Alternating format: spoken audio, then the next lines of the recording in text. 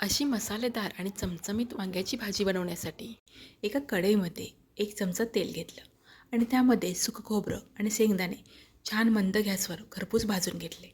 आता त्यामध्ये हिरवी मिरची आणि लसूणही परतून घेतला. थंड झाल्यानंतर मिक्सरच्या भांड्यामध्ये काढून घेतलं आणि त्यामध्ये चवीनुसार मीठ, हळद, गरम मसाला आणि कोथिंबीर घातली आणि हे सगळं मिश्रण पाणी न घालता मिक्सरमधून बारीक वाटून घेतलं.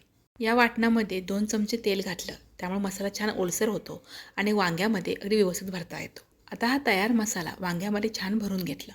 मसाला भरलेली वांगी तेलामध्ये 2 मिनिटांसाठी छान परतून घेतली आणि झाकण ठेवून पुन्हा 2 मिनिटांसाठी वाफ घेतली. वाफवलेली वांगी कढईमधून काढून घेतली आणि त्याच कढईमध्ये जिरं, मोहरी, हिंग, कढीपत्ता याची फोडणी केली आणि शिल्लक राहिलेलं वाटण तेलामध्ये परतून घेतलं. आता यामध्ये वाफवलेली वांगी घातली, 1 वाटी गरम पाणी घातलं आणि झाकण ठेवून मंद गॅसवर वांगी छान शिजवून घेतली.